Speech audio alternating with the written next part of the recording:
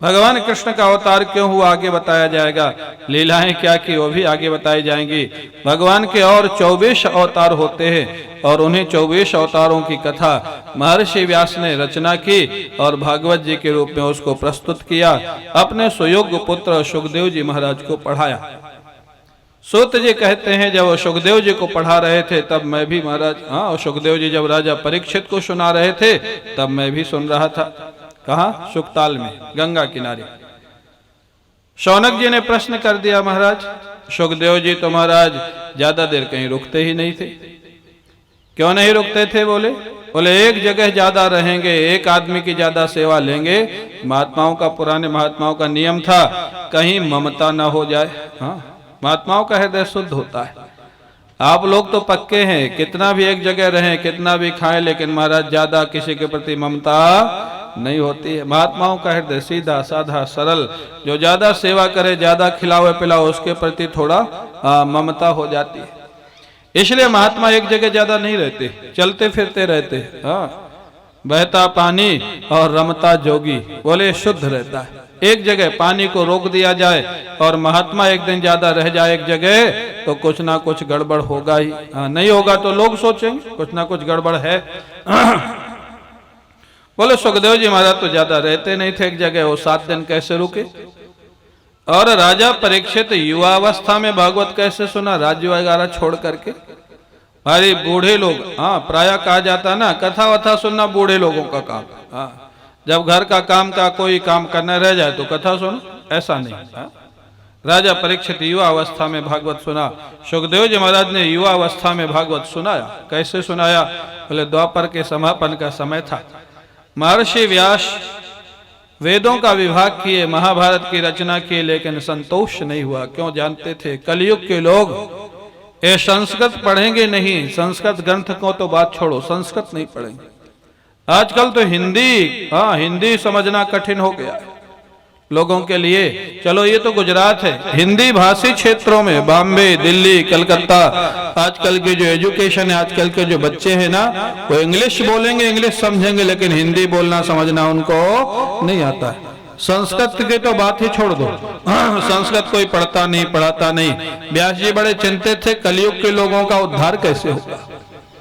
चिंता अवस्था में बैठे थे। नारद जी महाराज आते हैं। नारद जी ने कहा, व्यास जी आपने धर्म की खूब रचना की, वेदांत के ग्रंथों की रचना की, अब कृपा करके भगवान के गुणानुवाद की कथा की रचना कीजिए। हाँ, जिसमें सबको आनंद आएगा। बोले भगवान के गुणानुवाद में रस है, आनंद है? बोले है। वो सुनाते हैं नारद जी। बोले मैं पिछले जन्म में, जानते हैं, दासी का बेटा था। दासी, दासी जानते हैं आप लोग? सेविका बोलते हैं, मेड बोलते हैं। बोले मैं पिछले जन्म में एक दासी का बेटा था। मेरी माँ ब्राह्मणों के घर में काम करती थी। ब्राह्मणों के यहाँ महात्मा आए हुए थे, मेरी माँ को भी सेवा में लगा दिया गया था। माँ के साथ मैं भी चला जाता था, महात्माओं की सेवा करता था। महात्माओं का भोजन होने के बाद उनका पत्तल उठा के फेंकता था, और पत्तल में कोई प्रसाद बचता था तो महात्माओं से पूछ के खा लेता था। प्रसाद, जूठा प्रसाद। सायंकाल महात्मा लोग भगवान कृष्ण की कथा करते थे, इतना आनंद आता था। नारद जी कहते पिछले जन्म में मेरी अवस्था 5 साल की थी, इतना आनंद आता था, रस आता था, शरीर में रोमांच, आंखों में आंसू, बड़ा आनंदित हो जाता था। महात्मा लोग जब जाने लग गए, जाते समय मेरे को भगवान के ध्यान की विधि बता जाते हैं। हाँ, ऐसे ऐसे ध्यान करना। जो बालक 5 वर्ष की अवस्था में इतना ध्यान से कथा सुने, महात्मा लोग बड़े प्रसन्न हो गए, ध्यान की विधि बता गए। और ध्यान करते हुए अगले जन्म में मैं दासी के बेटे से नारद जी बन गया। हाँ, इतना बड़ा फर्क, कहाँ दासी का बेटा और कहाँ नारद जी।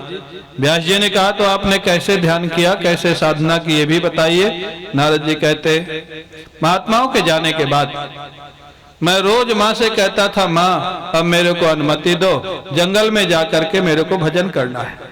माँ का मैं अकेला बेटा, माँ मेरे को अनुमति देती नहीं थी। क्यों? कोई भी माता पिता को एक बेटा होगा तो कैसे अनुमति दे देगी कि भाई आप बाप का बन जाओ, हाँ भजन करो। पहले तो 3-3, 4-4, 5-5 बेटे होते थे, तो महाराज महात्मा एक आध बन जाए तो कोई समस्या नहीं। अब जब एक ही बेटा होता तो महात्मा उसको कैसे बना दे, वो भी तो समस्या है ना। आज प्रातः काल स्वामीनारायण के महात्मा कह रहे थे ना, आजकल कोई अपना बेटा देता ही नहीं महात्मा बनाने के लिए, बड़ा कठिन काम। बात तो सही। माँ का एक ही बेटा था, वो ना कर दे, नहीं जाना। अब वो नारद जी ने कहा कि मैंने भगवान से प्रार्थना की, मैं आपका भजन कैसे करूं, माँ अनुमति देती नहीं, और माँ की अनुमति के बिना जाना विधान नहीं है। अब आप ही कोई कृपा करो, रास्ता दिखाओ। जानते हो ठाकुर जी की लीला, बरसात का समय था, माँ गैया का दूध निकालने जा रही थी, रास्ते में काला नाग उनके पैर से दब गया और वो काट लिया।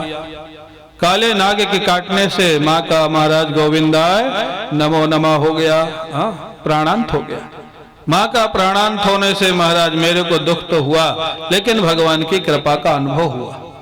भगवान मैं भजन करूंगा प्रेम के साथ। देखो जो भक्त होता है ना, अब वो भी बंधन कट गया, प्रेम से भजन करूंगा। जंगल में चले गए माँ के संस्कार होने के बाद, स्नान किया सरोवर में, पीपल के वृक्ष के नीचे बैठ गए, भगवान का ध्यान करते। जो महात्माओं ने बताया था उसी तरीके से बहुत प्रेम से ध्यान किया, लेकिन ध्यान में भगवान आए नहीं। बहुत प्रयास करके जब निराश हो गए, भगवान ध्यान में नहीं आए तो रोने लग गए, इससे ज्यादा मैं प्रयास कर नहीं सकता। और भगवान का दर्शन हुआ नहीं। अब लगता है जीवन में भगवान मेरे को नहीं मिलेंगे।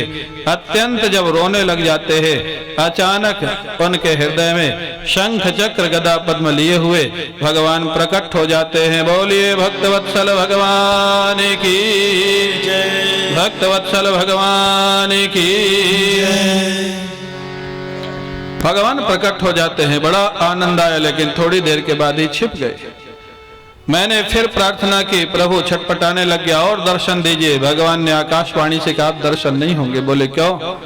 बोले तेरा जीवन अभी इतना शुद्ध नहीं है कि मेरा दर्शन हमेशा हुए। बोले अभी कैसे हुए थे? बोले वो तो तुम्हारा प्रेम बढ़ाने के लिए मैंने दर्शन दिया था।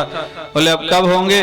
बोले अगला जन्म जब तेरा होगा, ब्रह्मा के पुत्र नारद के रूप में प्रकट होगा, तब तेरे को मेरा दर्शन होगा। नारद जी बोले मैं उसकी प्रतीक्षा करता करता भगवान का भजन करता हुआ सारा जीवन व्यतीत किया। अगला जन्म ब्रह्मा जी के मानस पुत्र के रूप में हुआ, नारद के रूप में। भगवान विष्णु ने वीणा दे दी मेरे को बजाने के लिए। नारद जी जो वीणा बजाते हैं ना, जानते हो वीणा किसकी? लक्ष्मी जी की। लक्ष्मी जी वीणा बजाती थी, नारद जी बहुत अच्छा गाते थे। विष्णु भगवान ने प्रकट होकर लक्ष्मी जी की वीणा नारद जी को दे दिया, अब तुम बजाया करो। लक्ष्मी जी बोली हमारी वीणा दे दिया, बोले आप दूसरी बनवा लेना। भगवान तो भक्तों के बीच में फिर लक्ष्मी का भी ध्यान नहीं रखते, वो नारद जी वीणा बजाते, बड़े प्रेम से गाते थे श्रीमन्नारायण नारायण नारायण, और भगवान बड़े प्रसन्न होते थे महाराज। नारद जी बोले देखो व्यास जी, जितना भी धर्म कर्म करो, जितना भी वेदांत बोलो, लेकिन बिना भगवान के भजन के आनंद आने वाला नहीं है। आप भी भगवान की कथा करो, भगवान की कथाओं की लीलाओं की रचना करो। व्यास जी ने नारद जी को प्रणाम किया। बद्री का आश्रम अगर आप लोग गए हो, बद्रीनाथ से ऊपर एक व्यास गुफा, गणेश गुफा है, सरस्वती जी का प्राकट्य है, भीम पुल है। वहीं पर व्यास जी ने बैठ करके महाराज भगवान का ध्यान किया, सरस्वती में आचमन किया। आचमन करके जो भगवान कृष्ण की लीलाएं उनके ध्यान में आई, उनको लिखते जाते थे, और वो लिख करके भागवत जी की रचना हुई। भागवत जी की रचना करके अपने सुयोग्य सुपुत्र सुखदेव जी को पढ़ाया। बोले भागवत भगवान की जय। अब यहाँ से भागवत का उपक्रम होता है। भागवत कैसे प्रारंभ हुई?